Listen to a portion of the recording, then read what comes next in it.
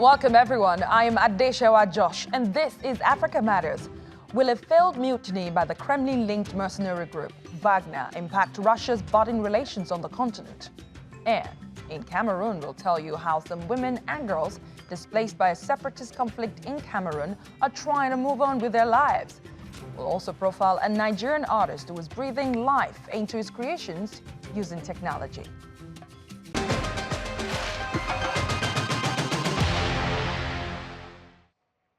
The Russian government has vowed to disband the private military company Wagner following its failed insurrection against the Kremlin in mid-June. The notorious mercenary group was founded by Russian businessman Yevgeny Prigozhin and provides military support, training and weaponry for African regimes battling terrorist groups.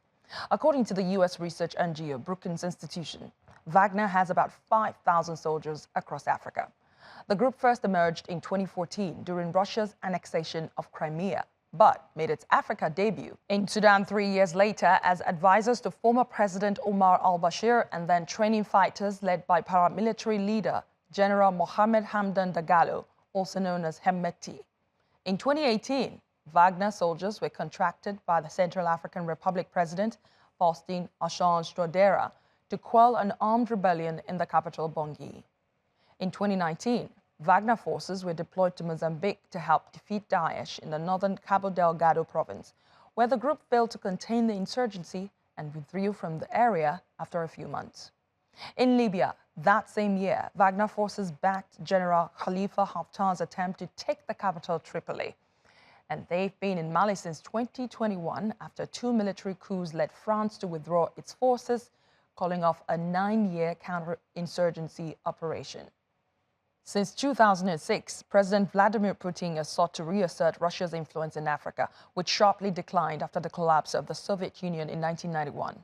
Moscow signed 19 military agreements with African governments between 2015 and 2019, with Wagner soldiers used to fight insurgents, quell dissent, train local troops, and even spread propaganda. But how could a change in the leadership structure affect the thousands of Wagner fighters based on the continent? Russia's Foreign Affairs Minister, Sergei Lavrov, was quick to reassure African partners. In relations to the private military company Wagner, the government of Central African Republic and Mali have official contact with our leadership. At our request, several hundred soldiers are working in the Central African Republic as instructors. This work will continue. Meanwhile, Western countries and United Nations experts have accused Wagner soldiers of human rights abuses and extrajudicial killings on the continent. In January, the U.S. Department of Treasury designated Wagner Group as a transnational criminal organization as part of sanctions to cripple Russia's military operations in Ukraine.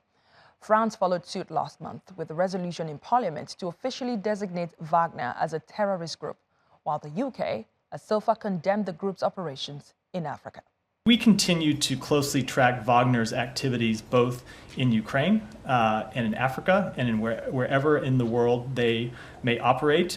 We continue to look closely at the actions they take that are against the interests of the countries where they operate, and we will continue to take actions to hold them accountable. Let's hear more from Peter Kanopi. He's a fellow at the International Center for Counterterrorism. He joins me from Amsterdam. Thank you so much for joining the program. Let's start with whether you think that Wagner's disbandment will affect its operations in Africa.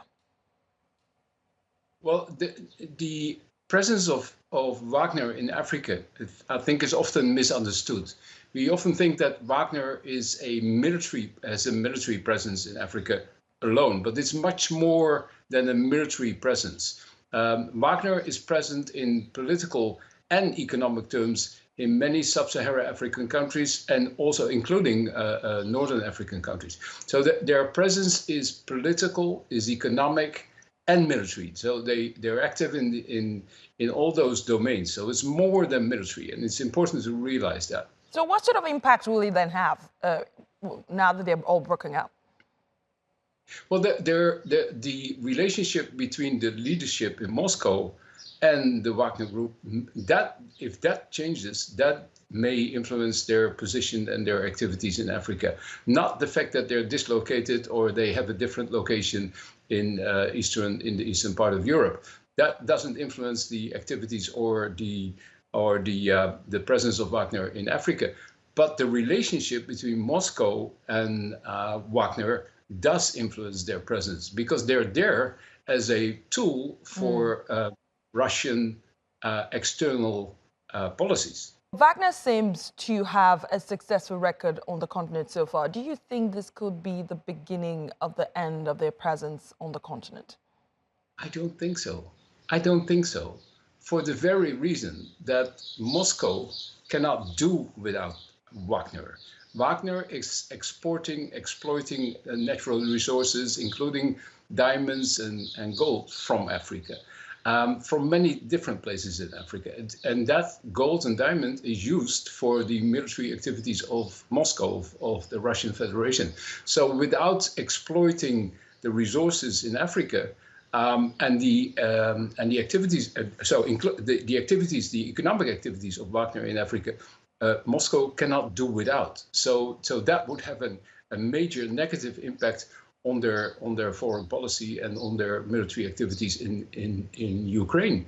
So Russia cannot afford to dismantle Wagner in the African sense of the word. Peter, let us delve in deeper into this concept of exploitation a little bit and see whether this so-called exploitation can happen without the consent of those respective African governments. I have heard a couple of analysts saying that this isn't the first time mercenaries, or Russia isn't the only Western country, if you want to put it that way, that has mercenaries on the continent. And that, the countries where Wagner operates have come into some kind of negotiation agreement with these countries who said, we may or may not have the money to pay you for your services, but in exchange for your service, you can take this X amount of whatever natural resources we have. Would you still describe that as exploitation? Yes, yes and no. Well, Wagner comes into many different places on a different ticket. They come on the ticket of security. So they take care of security concerns of governments in Africa. And then once they come to help assist governments concerning their security risks, then they start to negotiate on the resources. So it comes as a second interest of the Wagner Group. So they start by securing certain situations and elements and groups in different countries, and then the exploitation of the resources starts. Now, is that in the interest of the people in the countries concerned? No, it's not. It's in the interest of the leadership, maybe, because they make a profit out of the concessions and out of the deals that they make with the Wagner Group. But it is not necessarily in the interest of the population. The money doesn't flow into the hands of the population. Yeah, which tends to be the trend with this sort of negotiations. The trickle down policy from when the leaders negotiate, whether it is with America or with Germany, whether or not it trickles down to the people. Well, my question here will then be, what sort of impact will Wagner's rebellion have on Russia's reputation as an alternative security partner? Well, in long term, it will negatively impact that. It's a short-term gain because of the security apparatus that Wagner brings. So it looks like they're securing certain situations, but it comes with a price. It comes with a price in freedom of expression. It comes with a price in terms of economic freedom. It comes with a price on democracy. It comes with a price on many different levels. So in the long term, Africa will learn that is maybe helpful in the short term, but it definitely isn't in the long term. So can African governments effectively defend their territory without relying on foreign mercenaries like Wagner? And how can they achieve that? Well, security is a complex issue. That's right. Yeah, and it comes obviously with kinetics, hard measures, military operations. It does come with that hard measures. but it also comes with understanding root causes and addressing the root causes. Now, that is something that many African countries still have to start to do. Understanding root causes, understanding why people join terrorist organizations, understanding why there is such a thing as Boko Haram, understanding why there is Al-Qaeda in the Maghreb, and then addressing some of the core elements, the root causes of this. Thank you so much, Peter Knope, a distinguished fellow at the International Center for Counterterrorism. We have more stories coming up for you here on Africa Matters, including an initiative by Shack Dwellers Federation of Namibia fights to create affordable housing solutions amidst the country's severe housing crisis. I'm Fungisai Maranga, visiting an orphanage in the heart of Lusaka, where a team of medical students have gone above and beyond to provide support and bring hope to a group of vulnerable children here in Zambia.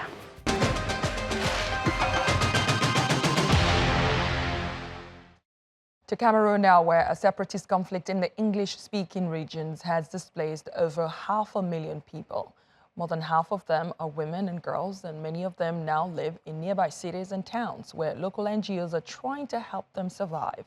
Arsen Tampa reports from Limbe. In a hair salon in Cameroon's touristic town of Limbe, Lovita Reño is doing what she's always loved. The single mother of 5 is among more than 500,000 people displaced by the conflict in the country's Anglophone regions. Just a few meters away from Reño's hair salon, Blessing Toyo, who was also forced out by the war, hopes that every stitch in the dresses she's sewing might bring her some income. Though with limited resources, the skills are helping the women to make ends meet. People are bringing dresses, yes, so I'm just sewing, we are managing, yes. At least I can eat a day, I thank God, because I did not even know that I would be alive. I've been going through a lot, so even to eat was a problem for us. So there was nothing, even education was not that easy for my children. But right now I'm boasting of paying them their school fees. None of these women had any experience in any trade. They learned on the job. Their training was provided by Blessing Associates for Women and Children, a local NGO that aims to empower underprivileged women. The armed separatist conflict in Cameroon's Anglophone regions has carried on for over 5 years now. Many of the women displaced by the conflict say the biggest challenge they face is being integrated into society. This center is set up to help them to do just that. We pick out those skills that are easy to learn, and they could easily start a business with it in their homes. It's not something that could take much capital. So for the past 4 years, we've been running this program successfully, and we imbibe in the beneficiaries to also teach other people. So they have the obligation to pick 1 or 2 internally displaced girls from their own communities and train them. The women are gradually adapting to their new life. But girls like Clarice Tanto are seeking more support from NGOs and people of goodwill. During this crisis, that's when I have learned this, because I was not going to school. When they have helped me, I wanted to help other people that they don't know. Some displaced people here have been uprooted several times, and starting over has become routine. Their conditions are dire, and many of them say this time they might need international support to cope. Arisen Tamfu, Africa Matters, Limbe, Cameroon. And we head to Zambia next, which is experiencing a rapid increase in the number of abandoned children as the government struggles to provide adequate housing and education for them. However, a group of doctors in Southern Africa have begun doing just that. Fungisai Maronga has that story for us from the country's capital, Lusaka. Here in Lusaka, they are referred to as hero doctors who are working to change their community one child at a time. They feed and provide housing for children who have fled violence and abuse, and in homes established by women like Chalanga, many children have found safety and care. So when I came across one of the children that was selling vegetables, I got concerned because it was during the week and it was during a school day. I asked him to take me to his home and then see what would be done to help him get back in school. From there, I followed it up and we put him and his brother in school. But even though they were in school, there are still things that weren't in place, like foods. They would come to my boarding house. I was staying just behind this house. And then they would come there and have meals here and there, but I thought I was still not doing enough. Their clothing weren't clean or they would be torn. And I don't believe you have to have like the most expensive things. But what's important is you have to have clean clothes that are okay. So yeah, I thought let me start posting online and see if people can donate blankets and clothes to see if we can set up a home. Children are taught life skills to ready them for the world. I used to stay on the streets. I was helped by Madame Chalanga. She organized for me and my brother to go to school and also gave us a place to stay for 3 years. Now I feel at peace. We have a place we call home. According to Zambia Orphans Aid, approximately 1.2 million orphans and vulnerable children lack the support and the family structure that they need to thrive. Therefore, doctors and medical students like Chalanga are working hard to bridge the gap in order to provide a life and a better future for children in Zambia. Organizations such as Mother of Millions Foundation have placed over 700 children across Zambia in a home over the last 10 years. They say orphanages like this often lack government support and regulation. Number one, a way of protecting the interests of the children has been through advocacy and also letting the community know about the adverse or very complicated cases or reflections, attributes maybe to say that children usually face in such conditions or circumstances. So as an organization, we protect the rights of these children by providing early childhood education, we provide nutrition, we provide health care. Every child deserves a better chance at life. Dr. Chalanga Mwale and her foundation aim to fill the gap in social services by building homes in every district to change the lives of abandoned children in Zambia for the better. Fungisai Maranga, Africa Matters, Lusaka, Zambia. By the year 2030, the United Nations estimates that about 70% of the world's population will live in urban areas. Namibia is no different, and in Windhoek, Silvertown, about 307,000 people live in shacks built with corrugated iron sheets, giving their collective dwellings a peculiar name, Silvertown. Vitalio Angula reports from Windhoek. Angula Johannes, who works as a truck driver, lives with his family of 6 in a makeshift home that goes by many names: a ghetto, a mbashu, and more commonly, a shack.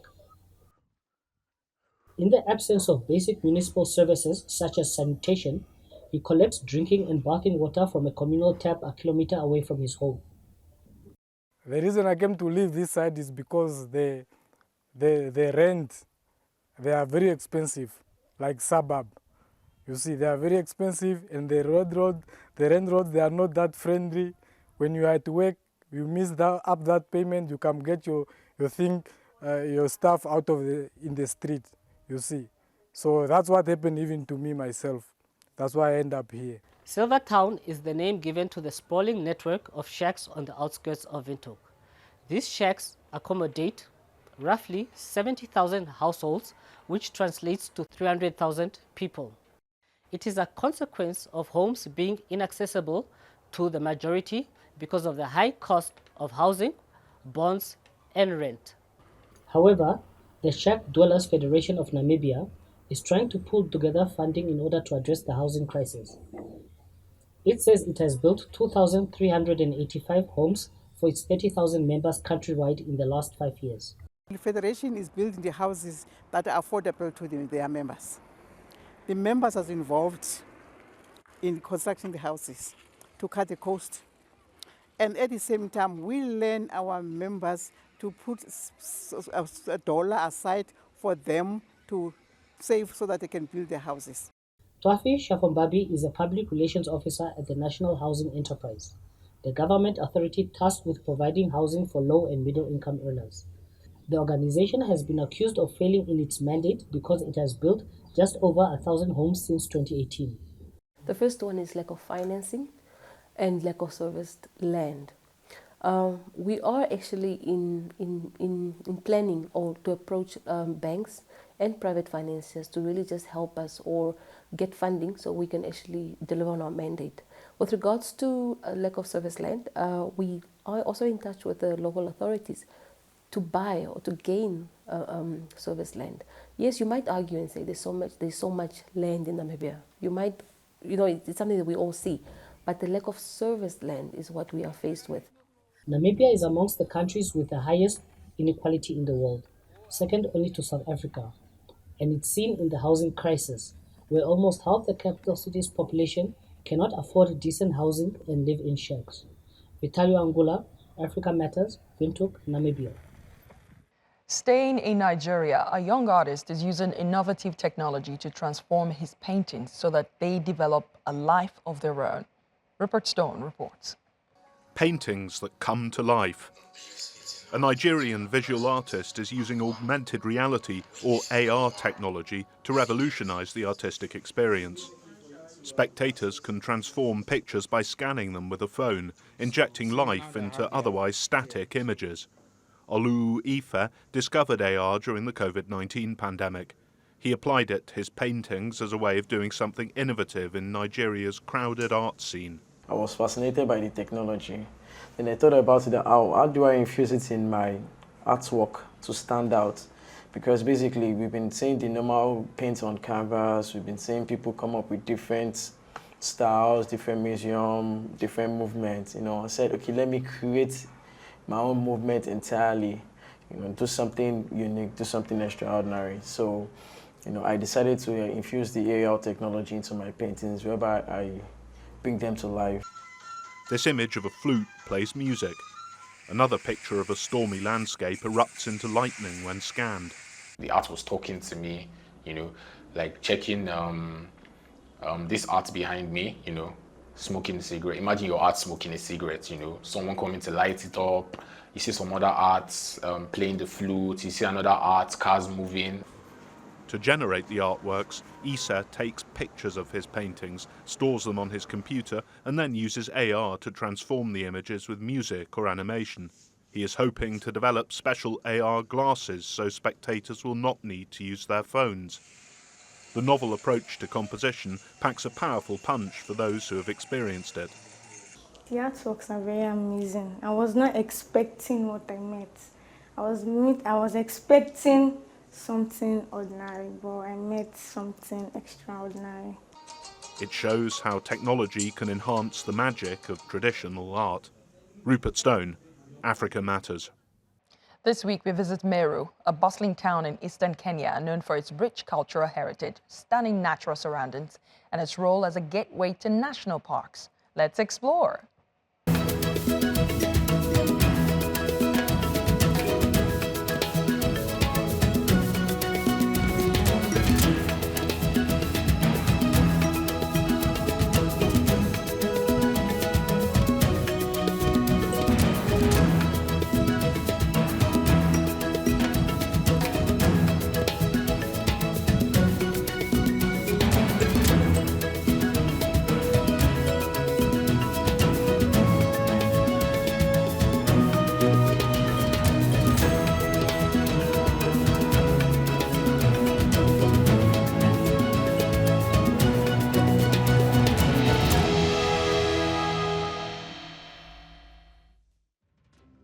And that's our show this week. Kindly share your thoughts and suggestions about the stories you've seen on this episode, or ideas on what you would like us to cover on Twitter using the hashtag #AfricaMatters.